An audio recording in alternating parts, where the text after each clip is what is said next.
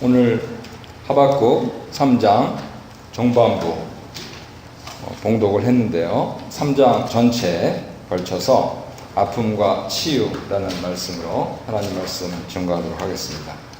오래전에 우리 교회 다니셨던 집사님을 식당에서 몇 년 만에 만났는데 밥 잘 먹고 갑자기 저한테 실망했다 그러시더라고요. 그래서 밥 잘 먹고 무슨 소리야? 이렇게 했더니 목사님은 늙지 않을 것 같았는데 이렇게 얼마나 고생이 심하면 흰머리가 많이 늘었냐고. 그래서 이게 좋은 말 같기도 하고 안 좋은 말 같기도 하고, 그래서 아직도 그분 눈에는 젊은 목사라고 벌써 한 15, 16년 됐으니까요. 그렇게 생각이 되시나 보다 했습니다. 흐르는 세월 어쩔 수가 없죠. 몸이 아프면은요, 늦지 않게 수술 받아야지. 참다가 또 무시하다가 그 수술 안 받으면 큰일 납니다. 늦으면 죽습니다. 그런데 수술을 받으면 회복을 받게 됩니다. 요즘 의술이 좋아가지고 웬만한 건 정말 다 됩니다. 우리 공동체 가운데서도 수술 중에 누워 계신 분도 계시고요. 미국의 그 시카고라고 하는 대도시는 큰 화재가 났었습니다. 도시가 깡그리 불타는 화재가 났었습니다. 유일하게 남은 거는 그 옛날에 다 목재로 지었을 때 돌로 지은 것들만 남았습니다. 돌로 지은 대표적인 건물이 뭐겠습니까? 교회죠. 그렇게 하고 나머지 상업용은 다 새로 지었습니다. 나라 전체에서 이름 석자 유명한 건축가들이 모여들었습니다. 휴메니테리안 마음을 가지고 어떻게 우리나라의 이 큰 도시가 이렇게 되느냐 하면서 노력한 결과 어떻게 됐습니까? 오늘날에는 건축학적으로 대단한 도시가 됐습니다. 그거 어떻게 그렇게 했는지 사진에도 많이 나오고요, 관광도 많이 되고요. 그래서 도시가 전체가 한번 아팠는데 이제는 도시 건축의 백미로서 회복되어서 전 세계인들의 시선을 받는 일이 됐죠. 선지자는 지금 1장과 2장에 질문하고 하나님 대답을 듣고 질문하고 하나님 대답을 듣고 하는 태도를 버리고 3장으로 와서는 기도합니다. 3장 1절에 그렇게 되어 있습니다. 기도로 태도를 바꿉니다. 우리는 어렸을 때는, 초신자 때는 기도를 드리면서 하나님께 질문하고 모르겠어요 이렇게 끝낼 수가 있는데, 이제 신자가 되어서는 하나님께 기도 드린다 하는 그 맛이 무엇인지 알 수 있어야겠습니다.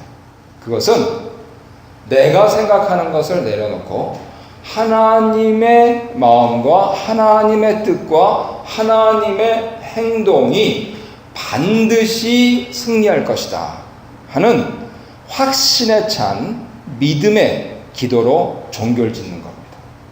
내 상황이 중요하지 않다는 게 아니고요, 내 상황에서 출발을 하지만은 그러나 결국은 하나님을 찬양하는 것으로 끝나는 것이 신자의 기도입니다. 바로 그것이 하박국의 이 짧은 성경이 보여주는 폼입니다. 어떻게 그럴 수 있습니까? 전혀 상황이 안 좋은데요, 비전이 없습니다. 비전이 없습니다. 근데 무엇이 있느냐면 비전은 없는데 믿음이 있습니다. 그 믿음이 무엇입니까? 지금 스킵했지만 2장에서 바벨론이 반드시 심판받을 것이다 하는 하나님의 대답을 들었습니다. 그것에 대한 믿음입니다. 유다 안의 불법과 부정의가 자행되는 것에서 출발했던 선지자가 그것을 해결하기 위해서 바벨론이라고 하는 더 불의한 세력이 들어올 것이다라고 하는 망연자실한 대답을 듣고 어떻게 해서 더 불의한 것을 칠 수 있느냐고 하나님께 여쭈어봤더니 그 더 불의한 것을 내가 반드시 심판하겠다 하는 대답을 듣고 믿음이 생긴 거예요. 하나도 문제는 해결이 안 됩니다. 하지만 믿음이 생겼습니다.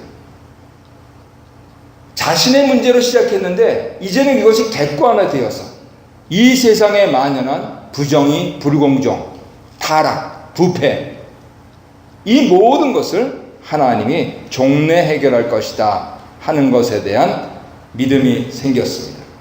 그 믿음이 생기니까 무엇이 결과됐느냐? 회복된다. 회복된다. 평화가 찾아온다. 평화가 찾아온다 하는 것에 대한 소망이 생겼습니다. 그런 가운데서 이제 태도를 바꾼 선지자가 3장에서 드리는 기도의 3가지 교훈을 찾아보도록 하겠습니다. 첫 번째는 하나님의 긍휼을 노래합니다. 기도를 드립니다.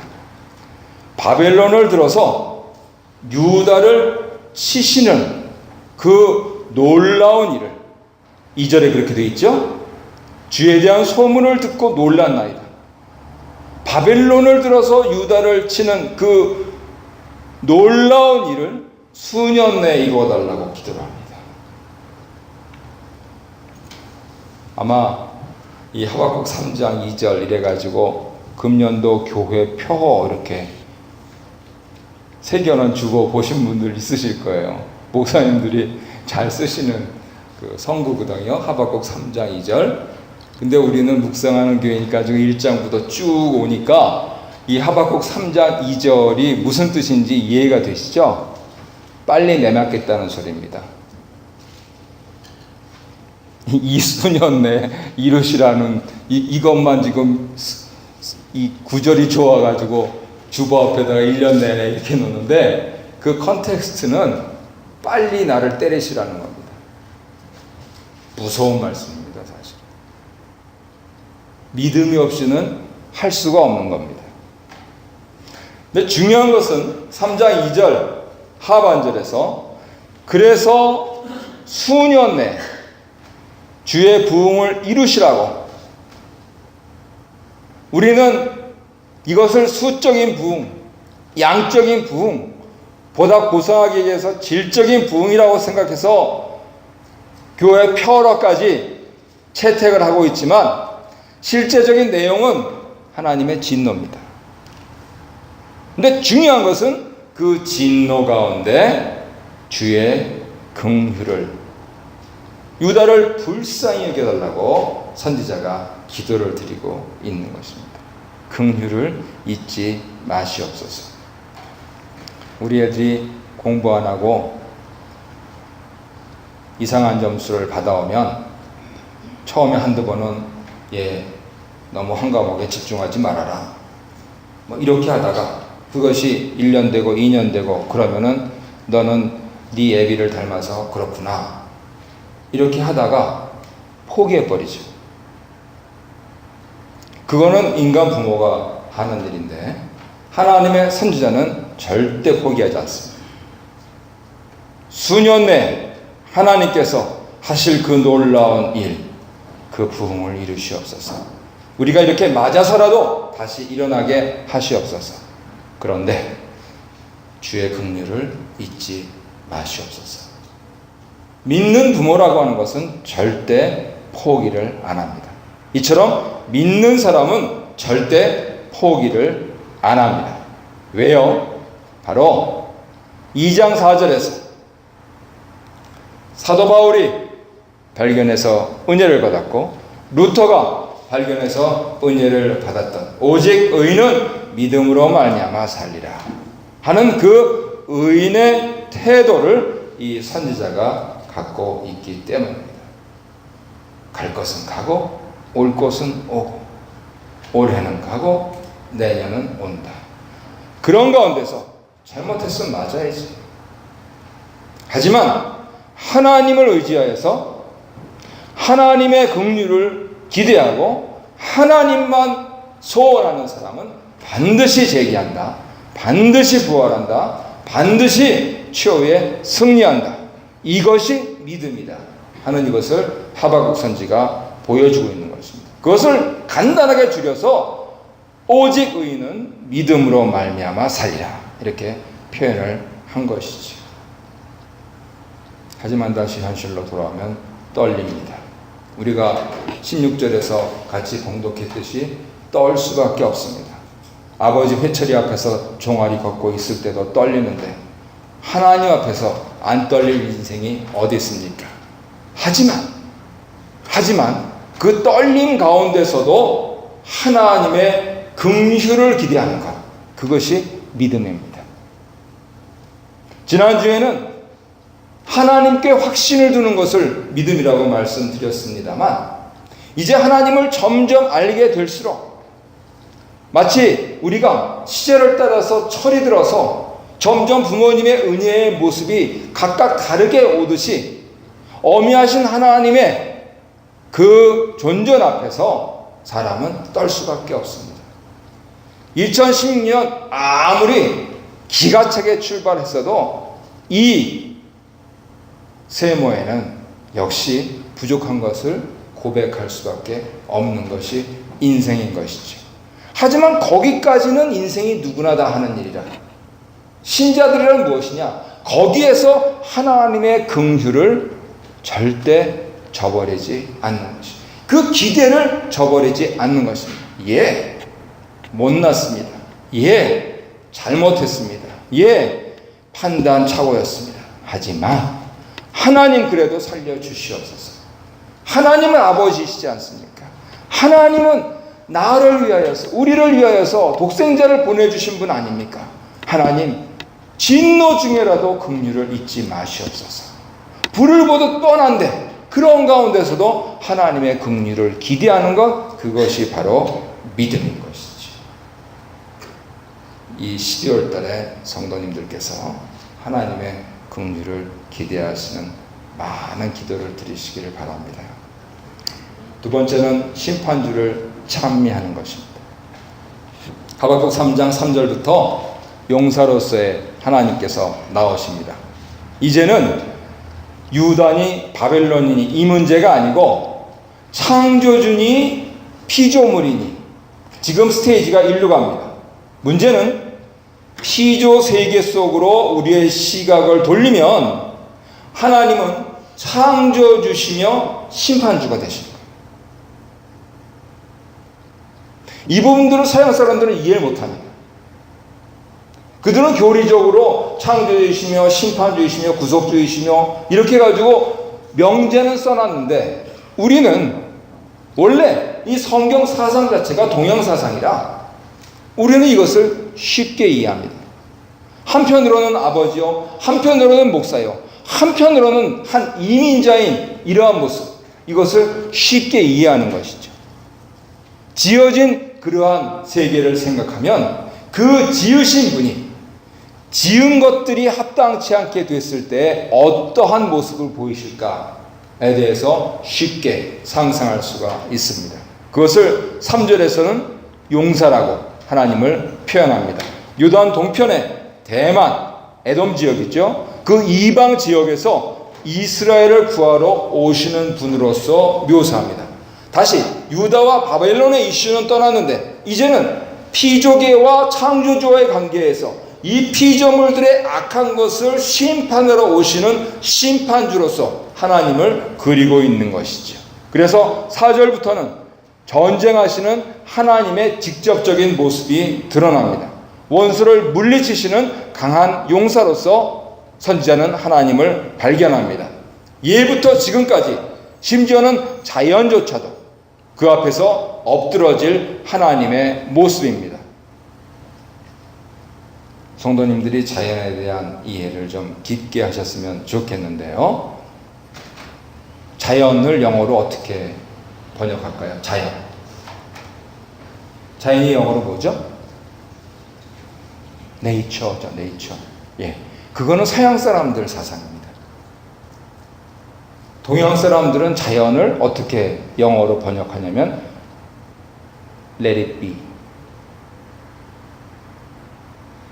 스스로자. 그러련 let it be, let it be, let it be, let it be. 예.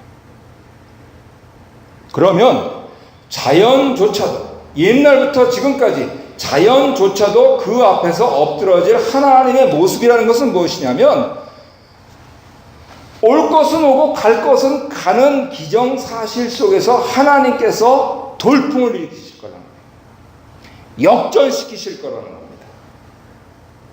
서양 사람들은 저 크리에이티드 네이처만 생각하는데 그게 아니고, 이 모든 눈에 보이는 것과 눈에 보이지 않는 것까지도 다 그렇게 흘러가는 가운데 오직 하나님 한 분만이 그것을 막으실 것이고, 그것을 다시 건설하실 것이고, 그것을 뿌리 뽑으실 것이고, 그리고 마침내 순결하게 하실 것이다 하는 이것을 노래를 하는 것입니다. 이것이 하박국이 지금 4절부터 말씀하시고 있는 것입니다.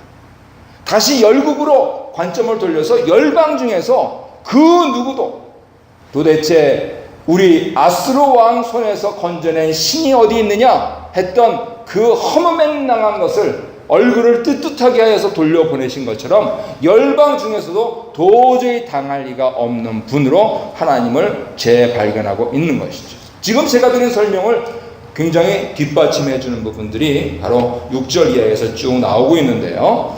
심판의 상징인 물 하면 성경에서 어디가 제일 처음 구절이냐면 창세기 1장 2절이 제일 처음 구절입니다. 스스로 그러하게 지나가는 모든 것들은 다 부패하고 다 만연하고 다 제멋대로 혼돈 가운데 빠지게 되어 있는데, 그 위에 하나님의 신이 운행하시면서 조화를 이루시고, 그 가운데서 만물을 창조하시고, 그 가운데서 사람을 선택하시고, 그 가운데서 다윗 왕국을 선택하시고, 그 가운데서 예수 그리스도를 보내시고, 그 가운데서 새 예루살렘을 건설하실 것이다. 사람들은 이거를 이해를 못해요. 그냥 쭉 흘러가는 게 속에서 지금 우리나라 국정이 보이고 있는 상황, 미국이 걱정하고 있는 상황, 그렇게 되는 겁니다. 하지만 그럴 때마다 하나님은 다시금 치고 올라가게 하시는 것이죠.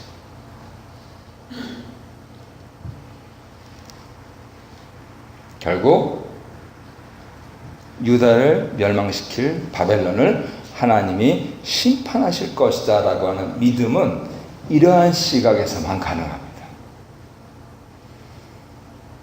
아모스 선지자는 이것을 정의와 공법을 하수같이 그렇게 해달라고 했습니다. 물이 어디서 흐릅니까?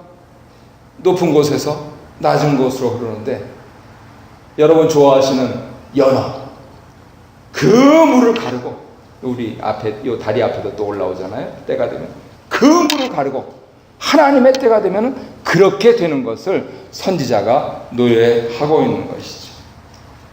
기적적으로 홍해를 가르셔서 이스라엘의 조상들을 이집트에서 구출해 내신 것처럼 기적적으로 기송 강물을 넘치게 하셔서, 넘칠 때가 아닌데 넘치게 하셔서 이스라엘을 하솔 왕으로부터 구원해 내신 것처럼 하나님께서 물을 꽉 잡으셔서 하나님의 공의를, 하나님의 어미하심을, 하나님의 주권을 나타낼 것이다 하는 것을 선지자가 찬미하고 있는 것입니다. 오늘 예배드리고 저녁 때 되면은 제일 먼저 뉴스를 펴보려고 그래요. 야, 이게 참 조국이 어떻게 될까? 어떻게 이 지경이 됐나? 그 똑똑한 사람, 난다긴다한 사람들 그렇게까지밖에 판단을 못하나? 답답한 걸 지나서 이제는 기도밖에 없습니다. 이거 더구나 지금 올해 처음으로 100억 불 수출타 받은 기업이 없어요. 한국 수출에 비상이 걸렸다는 얘기인데, 우리 부모, 우리 형제자매 어떻게 할까? 걱정이 태산 같습니다. 그러니 기도를 드릴 수밖에 없죠. 하지만 그 기도 가운데 오늘 하박국 말씀을 통해서 하나님께서 조국과 미국에도 이거하고 똑같이 하시옵소서. 오케이. 뭐 우리가 잘못한 게 있으면은 혼나이죠.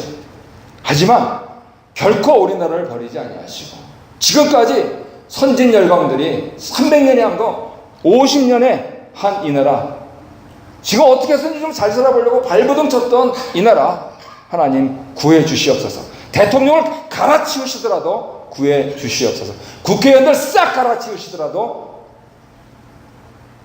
구해 주시옵소서 하는 그 기도를 드리게 되는 것이지. 그래서 선지자는 하나님의 빛 앞에서 멈춘 피족의 빛을 노래합니다.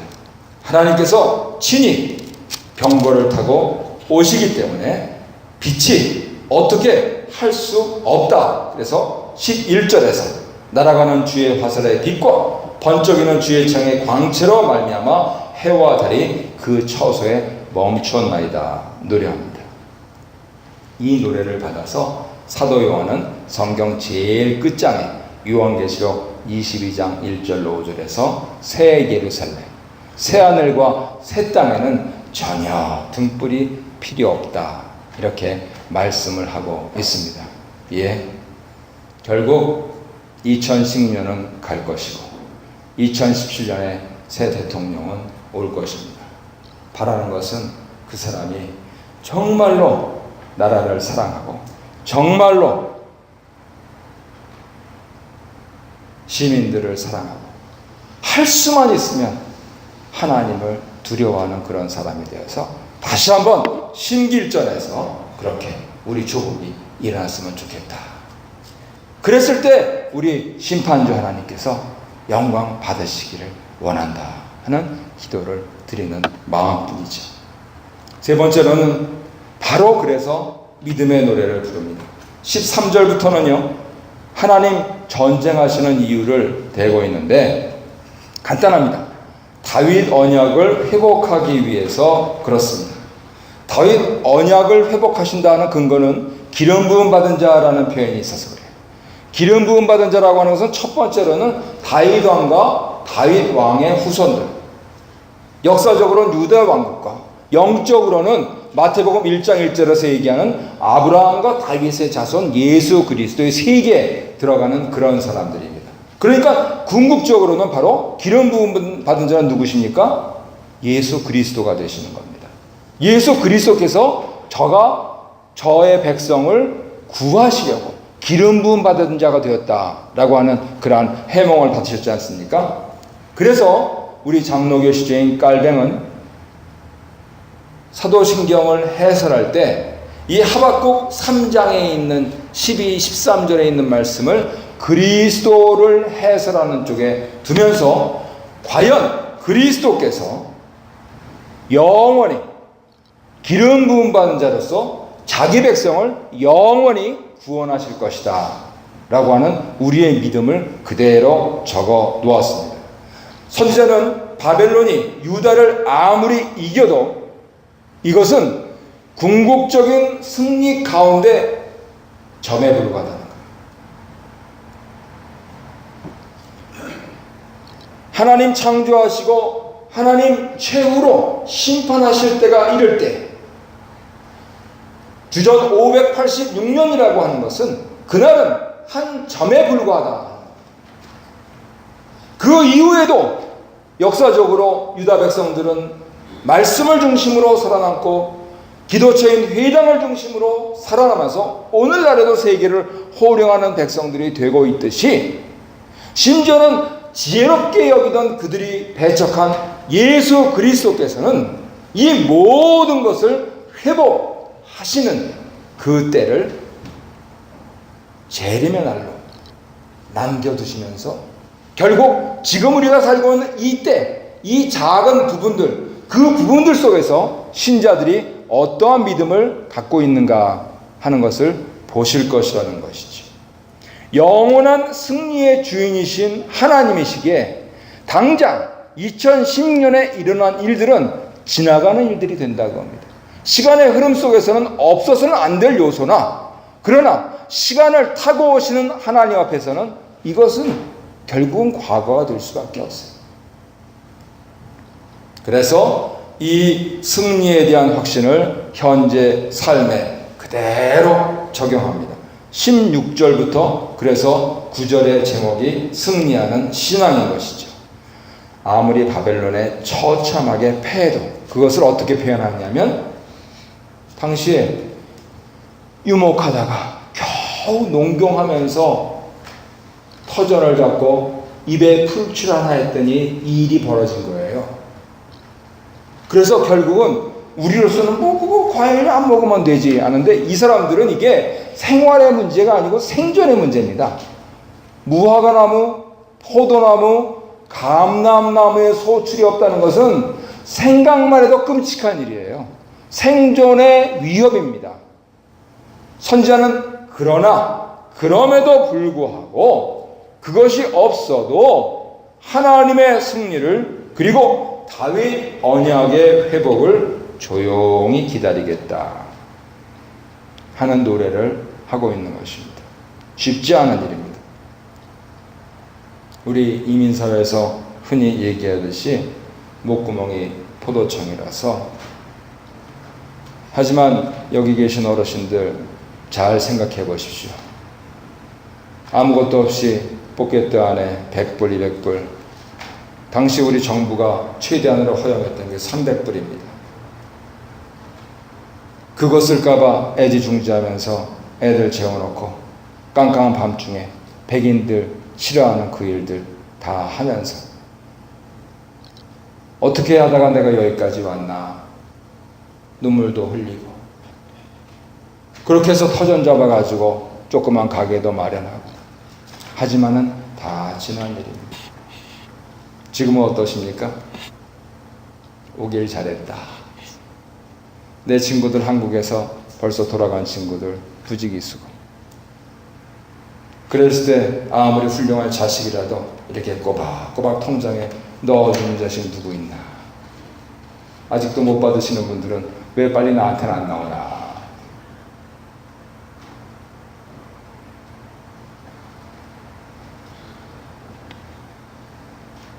예. 만일 우리가 캐나다 정부를 믿을 수가 있다면 하나님은 당연히 믿어야 할 것입니다. 아멘. 캐나다 정부는 믿는다면서 하나님을 못 믿겠다? 그건 신자가 아니죠. 그렇죠? 그리고 나도 모르게 한국에서는 안 다녔어도 교회에 와서 왜 밥 먹고 김치 먹어야 됩니까? 그렇게 해서 수십 년 흐르다 보니 하나님에 대해서 어느 정도 알게 됐는데 이제는 사는 날보다 살 날이 적으니 이 좋은 정부에서 이렇게 해주는 것 감사하면서 남은 일은 무엇입니까? 조금씩 알아가게 된 하나님을 찬미하며 하나님을 믿는 가운데서 우리 가정을 위해서 또 우리 교회를 위해서 이민사회를 위해서 조국을 위해서 그리고 나한테 좋게 해주는 이 나라를 위해서 기도하는 일밖에 무엇이 더 있겠습니까? 그건 기다림입니다. 당장 내 눈앞에 펼쳐지지가 않습니다. 하지만 소망을 가지고 기다릴 수가 있고 그리고 신기하게도 소망을 가지고 기다리는 사람에게는 평화가 임합니다. 이상합니다. 조금 더 하겠다고 극내는 사람들한테는 평화가 없습니다. 그런데 결국은 될 것이다. 하나님 도우시옵소서. 긍휼을 잊지 마시옵소서. 하나님을 찬미합니다. 여기에 제 믿음이 있습니다 하는 분들에게는 하나님께서 반드시 돕습니다. 그래서 하나님으로 인한 나 개인의 기쁨과 그런 개인들이 모여서 우리가 누리는 즐거움 이것을 선지자가 16, 17에 아주 애매한 상황을 거치면서 18, 19절에서 그렇게 말씀을 하고 있는 것입니다. 우리가 왜 교회로 모여 있느냐? 나 혼자 있으면 기뻐요. 근데 그 기쁨은 3일을 못 가요. 그런데 심지어는 내가 슬플 때라도 우리가 함께 모여서 우리의 슬픔을 나눈다면 그것이 경감되고 다시 기쁨이 찾아오더라 하는 것을 이 수백 년 수천 내 신앙의 선조들이 보여줬기 때문에 우리가 교회로 모여있는 것입니다. 힘들고 어려울수록 모여야 되는 것이고요. 물론 성도님 중에서는 자랑을 너무 많이 하셔서 또 싫으신 분들도 사실 없지 않아 있지만, 또 자랑하려고 교회 나오니까 그거 좀 들어주면 좀 어때요? 또 10번씩 하는 건 좀 그렇긴 하지. 그러면서 우리로서의 즐거움, 이런 부분들을 우리 선교들은 그렇게 얘기했어요. 아마 다 아시는 겁니다. 논어에 나오는 얘기인데, 유붕이 벗이 있어서 자원방내하며 멀리 사는데 이제 나를 찾아오면 불여열호와. 이 또한 번역을 잘못했어요. 기쁘지 아니한가? 그건 내가 기쁜 거고 즐겁지 아니한가? 저가 왜 왔겠나? 기뻐서 왔지. 저가 왜 왔겠나? 슬퍼서 왔지. 그러면 저의 기쁨이 나의 기쁨이 되고 저의 슬픔이 나의 슬픔이 되면서 우리로서 기쁨은 높이서 슬픔은 경감시키는 것, 이것이 바로 우리의 즐거움이 아닌가. 하박국 3장 18절 19절의 말씀이 그런 부분들을 노래하는 거예요. 우리는 교회로서 하나님으로 인하여서 나의 기쁨이 우리의 즐거움이 되도록 살자 하는 찬송시인 것입니다. 이처럼 하나님께서는 역전의 명수시기에 우리는 우리 현재의 믿음으로 선포할 수가 있습니다. 그래서 꽉 차서 말씀을 드리면, 선지자가 3장에서 하나님의 긍휼과 심판주를 찬미하고 믿음의 노래를 드리고 있는 것처럼 서로 지금 아프더라도 치료받고 치유를 받아서 승리할 것을 믿는 사람들이 바로 우리 그리스도인들 성도들인 것이죠. 우리 가운데 수술 중에 있는 분도 있습니다. 몸이 아프신 분들을 위해서 기도해 주시고요. 그러면 아픔이 경감돼요. 기쁘신 분들 가운데서 맞아, 나도 그랬으면 좋겠어. 그러면 기쁨이 넘쳐납니다. 그런 즐거움을 누리시는 이 주간이 되시기를 예수 이름으로 축복합니다.